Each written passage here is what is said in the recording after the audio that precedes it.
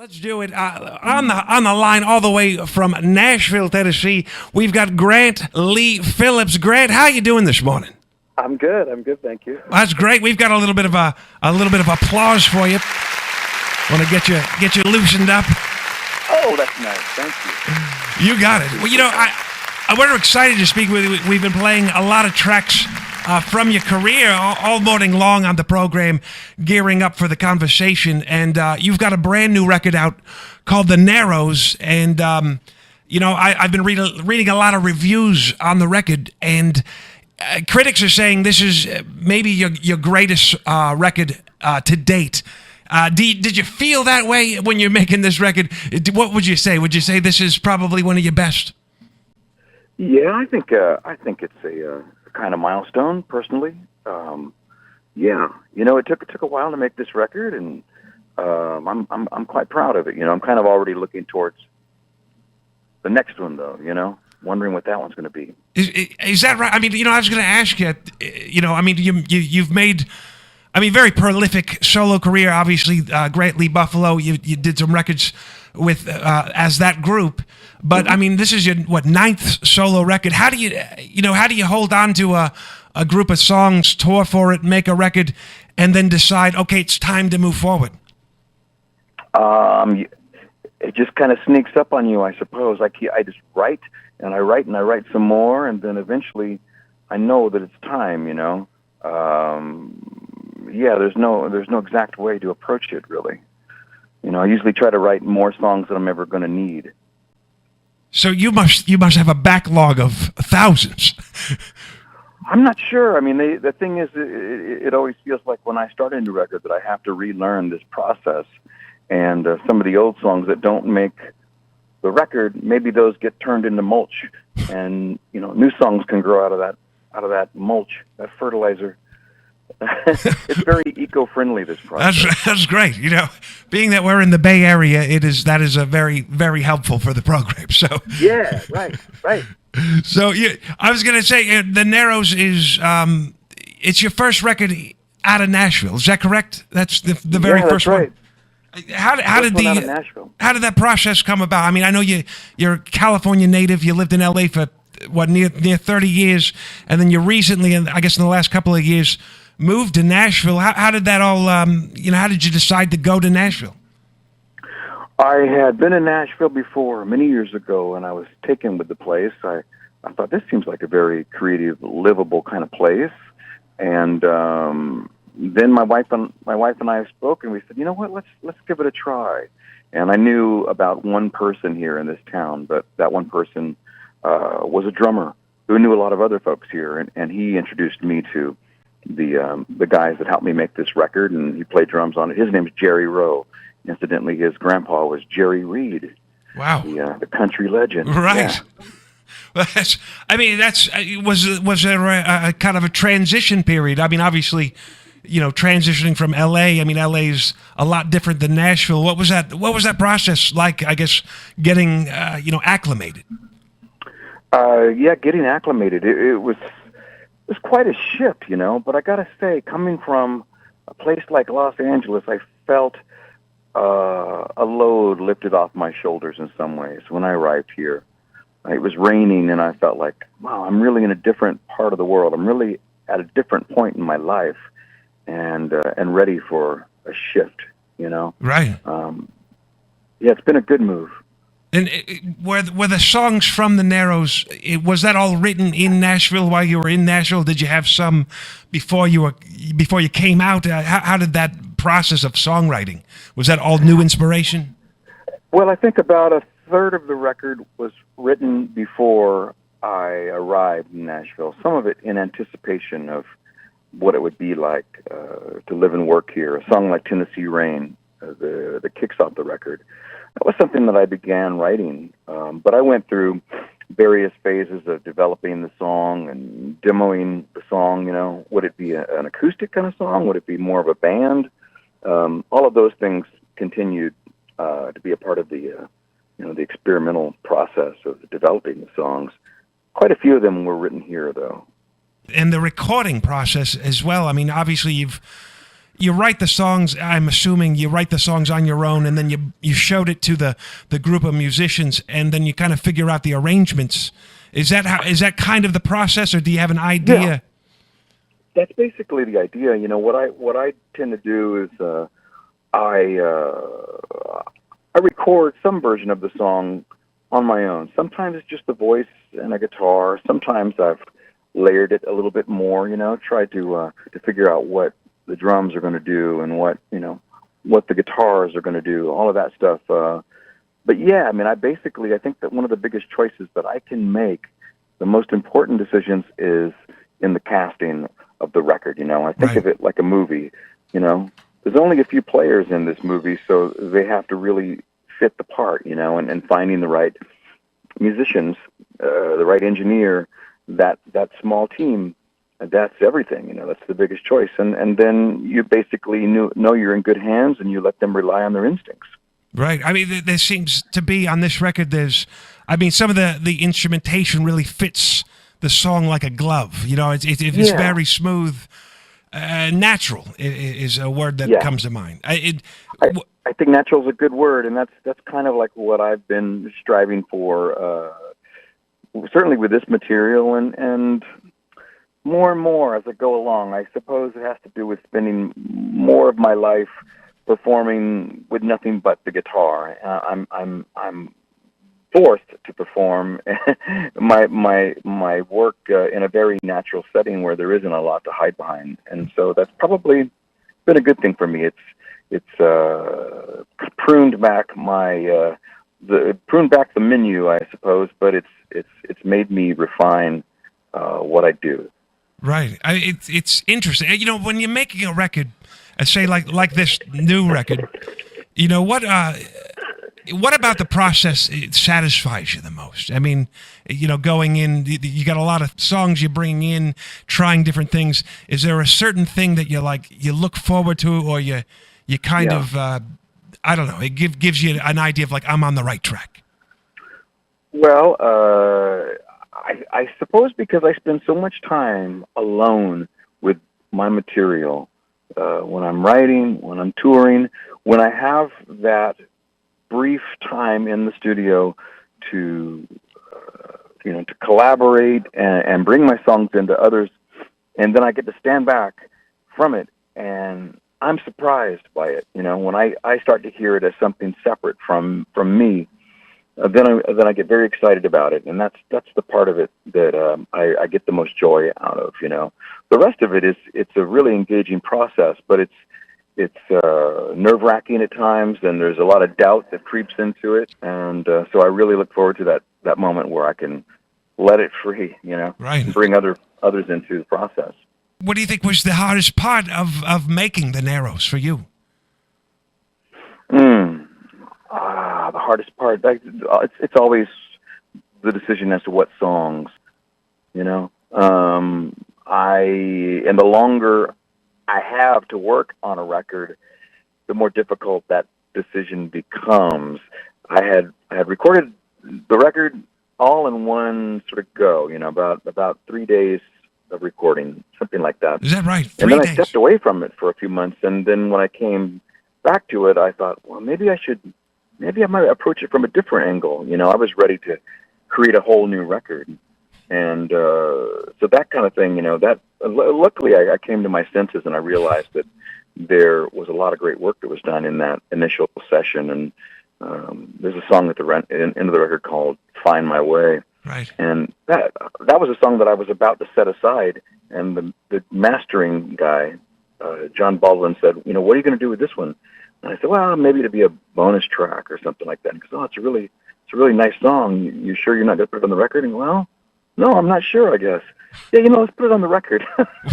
So, you know, things like that. I mean, that's funny, because that's really one of my favorite tracks on the record too. Which it's kind of I've come around to that song. I feel guilty now for ever doubting that song, but that's what happens when I'm allowed to think too much. Right. You know? So time is sort of an enemy in this case.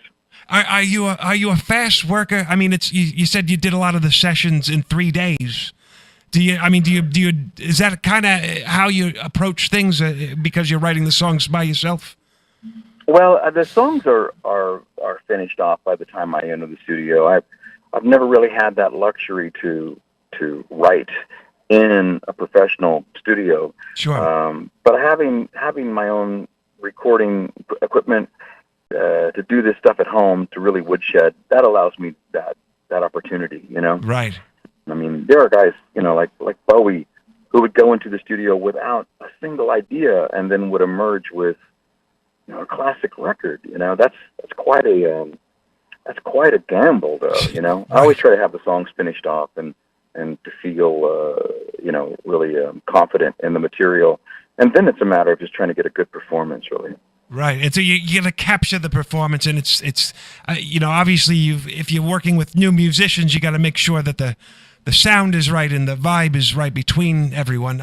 It seems like you kind of knocked it out of the park with the new album, and and you're going to be going away, I guess. Later on in October, you're going to be heading to Europe.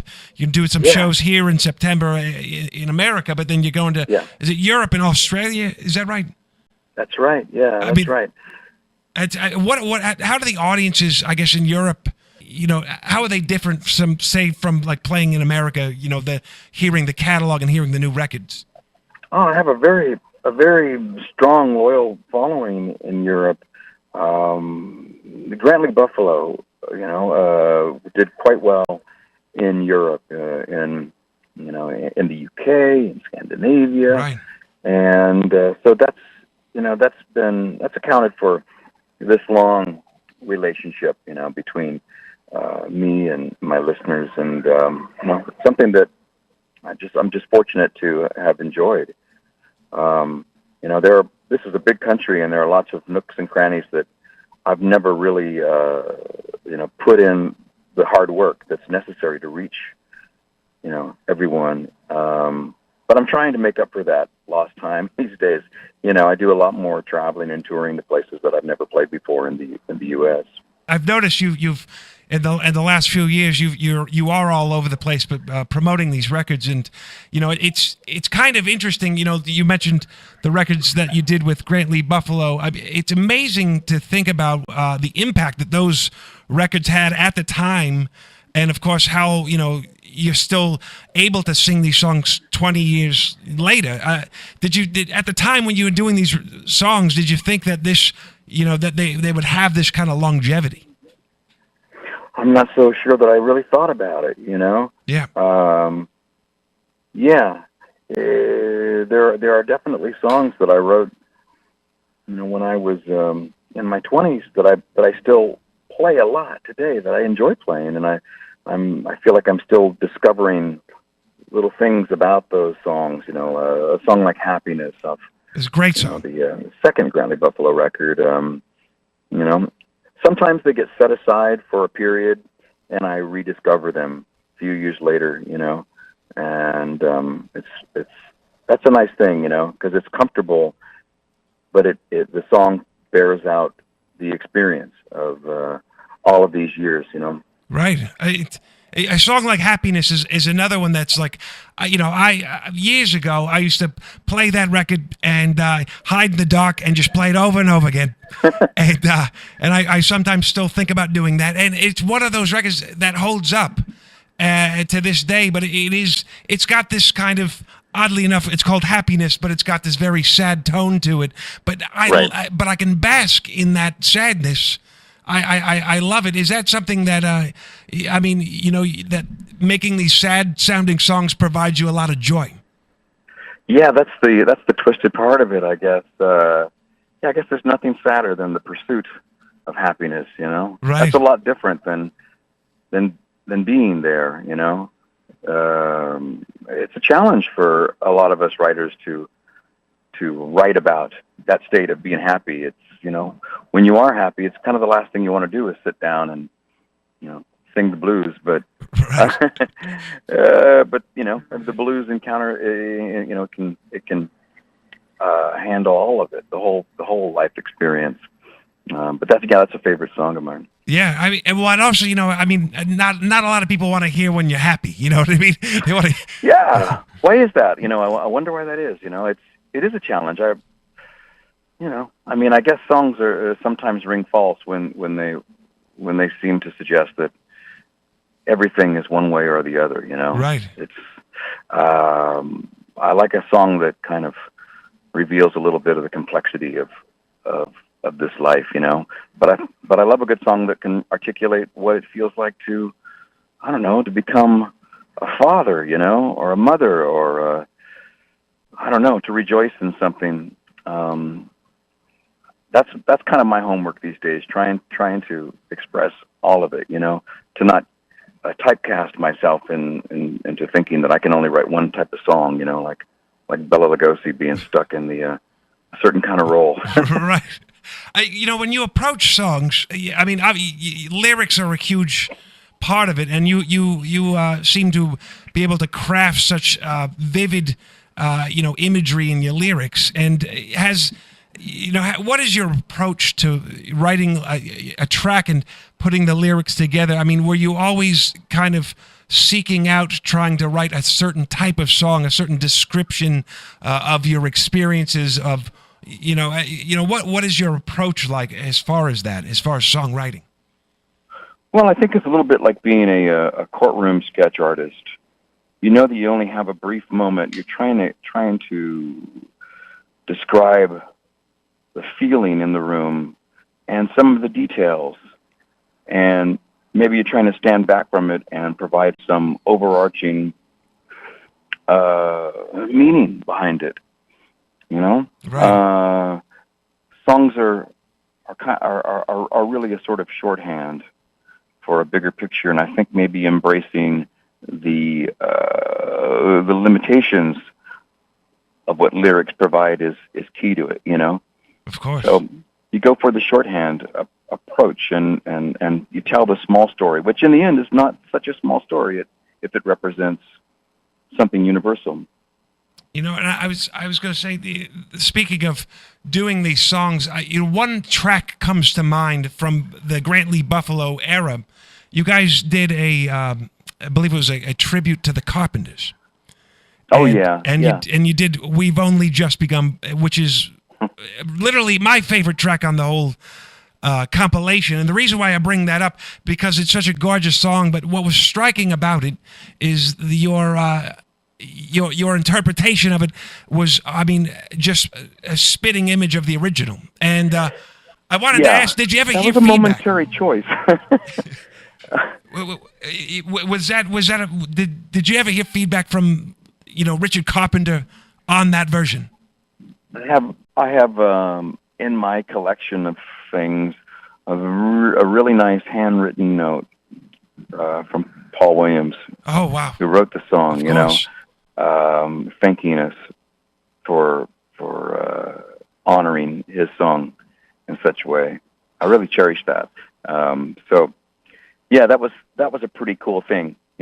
I grew up with that music, like a lot of people in my generation. My mother was a big fan and played that 8-track tape over and over, and there's just such a melancholic song, and for some reason I think we just sort of set out to do kind of a Cindy Sherman version of it, where we didn't take a lot of liberties, which would be the obvious thing, especially in that period. Most would have added a lot of fuzz tone to it, sure, and roughed it up and stretched it out. And I understand that, but I suppose we were responding to that as much as anything. It's an odd one in our repertoire, I think, but it's such a beautiful song that I don't regret it, I guess. I mean, I nailed it. I have to say, right off the bat, nailed it. But just shifting gears, I would be a fool not to ask you. There's a television program that I'm aware of. It is called the Gilmore Girls. I've never seen an actual episode because they have not put it on Laserdisc yet. But I've heard about this program, and there's a clip online that shows You've got a reoccurring role on the series, and I believe they're bringing the series back. Is it how did this whole role as the troubadour? How did that take place? How did that come about?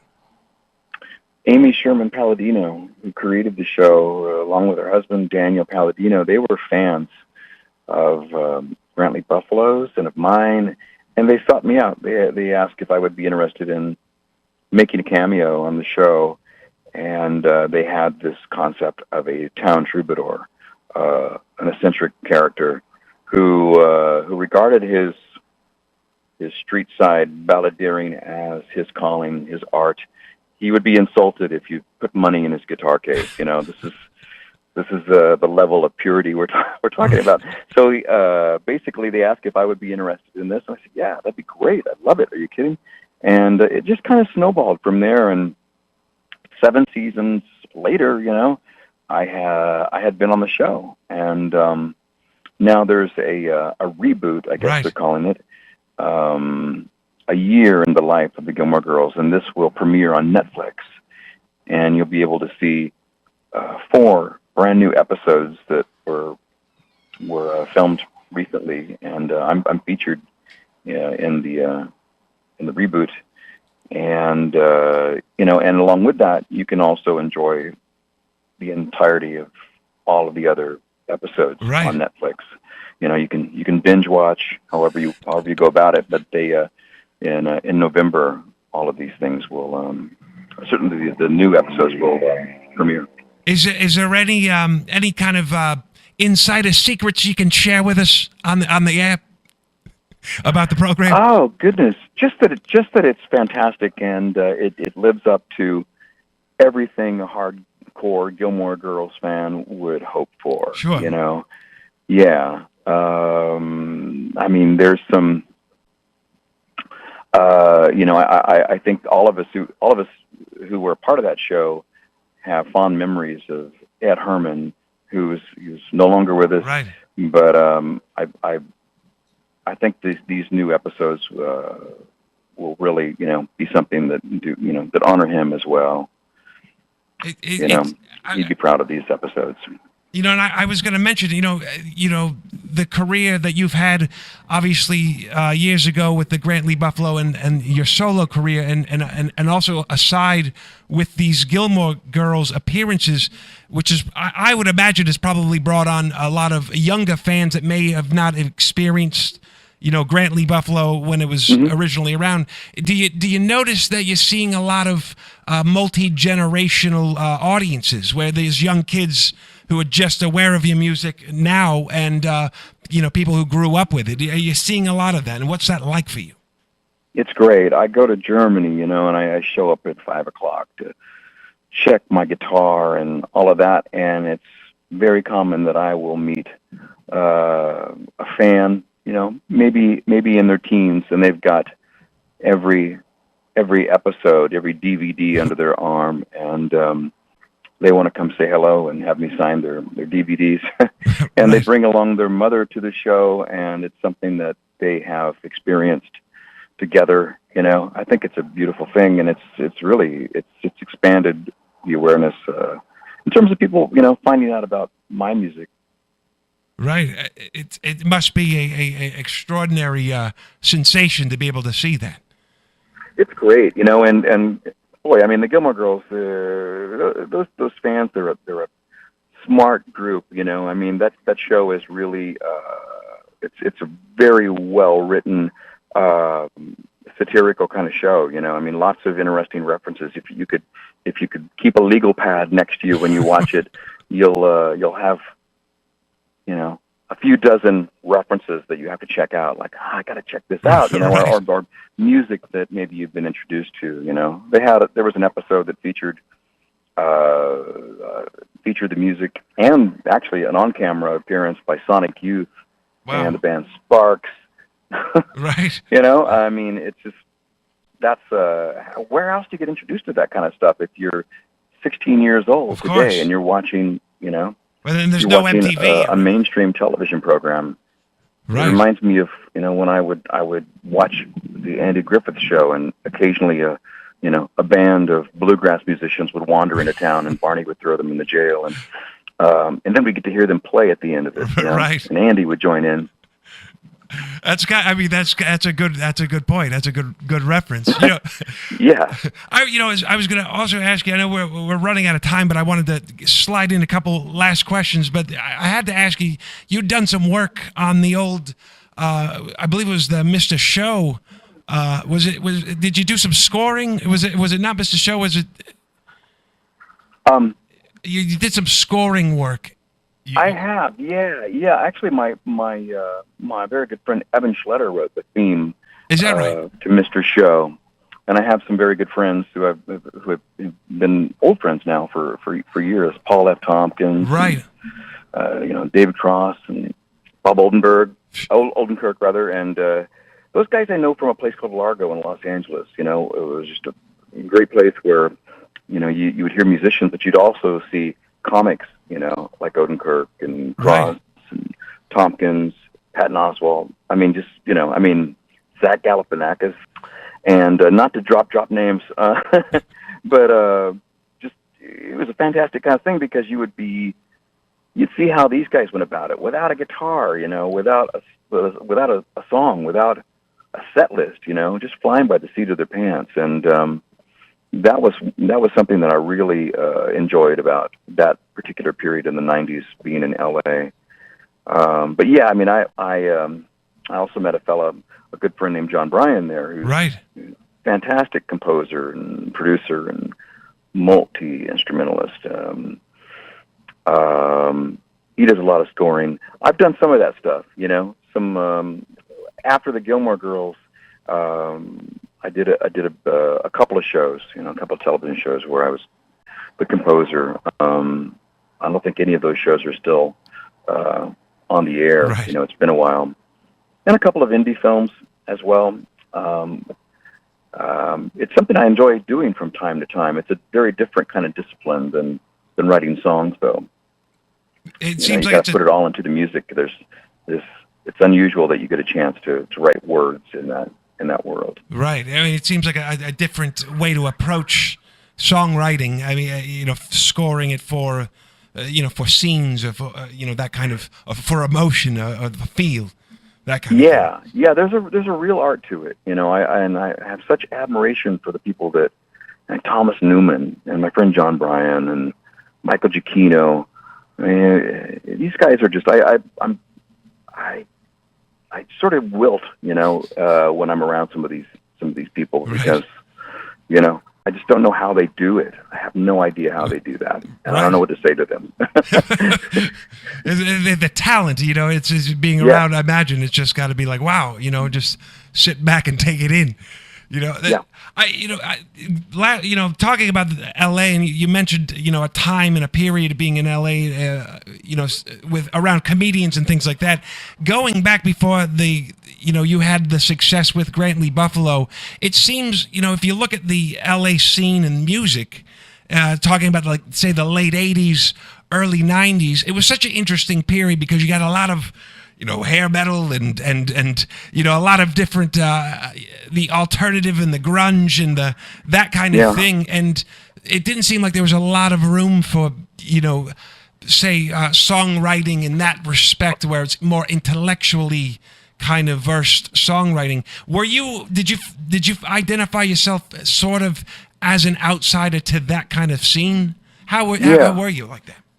Yeah, definitely. When I arrived in L.A., it was 1983, and BAM magazine at that time was all about the Sunset Strip and right. that hair metal scene, and bands with little dots over the letters, and right. And so that was a very, very different kind of tribe than the burgeoning underground, different than the Paisley Underground, sure. certainly.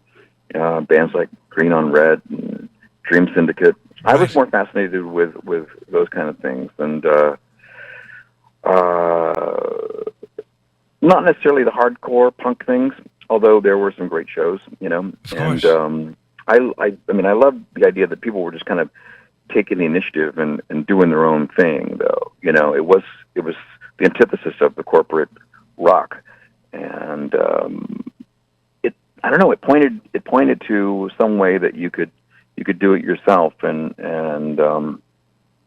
after that band ended, Shiva Burlesque, that I was the guitar player in that band and the songwriter, then maybe like 1990 or so, that's when I began to focus on just kind of doing, something where I would be singing my own songs, and right. Grantley Buffalo emerged out of that. And did you start out of the gate being a prolific songwriter? Like, did you start just writing song after song, or was it something that kind of ramped up? I began playing the guitar when I was 14, and maybe by the time I was 15, when I had learned a few chords and began to understand how other people went about it, then I immediately began to write songs. And I would write them and tuck them into a big folder. And by the time I left home at 19, then I had written a lot of songs. I didn't think of myself as a songwriter yet. I wasn't sure what I wanted to do with my life, but I never stopped doing it. And then maybe when I was in my mid-20s, I realized one day, wow, I think I'm a songwriter. I think all of these songs suggest that this is what I do and what I can't help but do. And that's about how it went, Right. And I go through periods now and then where I feel like, I can't remember when I wrote a song, and then I get on a roll, and then I can't remember how many I've written, in a given week. Right. So there's a rhythm that I don't entirely understand, and that's kind of the confusing part of the job, I guess. And do you go through? I mean, obviously, a lot of artists who create, they go through spells. Do you ever go through like a dry spell where you're like the creativity is not coming to you, or you kind of it's a little bit of a workout to get the music out of you? Yeah, sometimes I go through periods where I'm just taking in new information. It can happen. Like when I have a new record out, for instance, I feel a little bit under pressure to deliver and perform those new songs, but I also feel slightly obligated to give a nod to the material that my audience knows. Right. So I'm trying to find the right balance when I'm on tour, So it's not, I'm only playing the new record. I don't really go by that, but because I have all those other things to think about, and traveling is such a grind that I don't always have time to think about the writing. And then I get home and I put the guitar aside and I forget to take it out of the case for a few weeks. Right. I forget to do the washing in my suitcase. Just so good to be home. And then, before I know it, it's like that muscle feels like it's atrophied a little bit, and I have to get it going again. And so I read and I listen to music, and and I write a lot of things that I would be embarrassed to share, and eventually, you kind of like, you find your feet again. Right. If you ever want to share any of that music, you just let me know. We'll get it on the program. But I know that we're running out of time. I just wanted to. It sounds like you're doing really great in Nashville, and you've got one of the, as critics are saying, probably one of the best records you've made thus far. Nice. And I love the record. I've been listening to it nonstop, and I just wanted to say thank you so much for being on the program, and we want to wish you a lot of good fortune when you go out into Europe and, of course, Australia. And fans can also visit your website, which is GrantLeePhillips.com. That's right. Yep. And you can find me on Facebook, of course. And, look for the dates. Come join me on the road. I would love that. You have any plans to come out to the Bay Area anytime soon? Yeah, I'm working on that. Could be the early part of 2017. That's what I suspect. Well, you know what? When you make it out here, I will be front and center, wearing 7 layers of cloak, and it'll be great. I can't wait. Great. Well, thank you, Eddie. Thank you so much, Grant, and take care. And best of luck to you for the rest of this year in 2016. Thank you. All the best. You got it. Take care, Grant. Thank you. Mm-hmm. There he is, Grant Lee Phillips.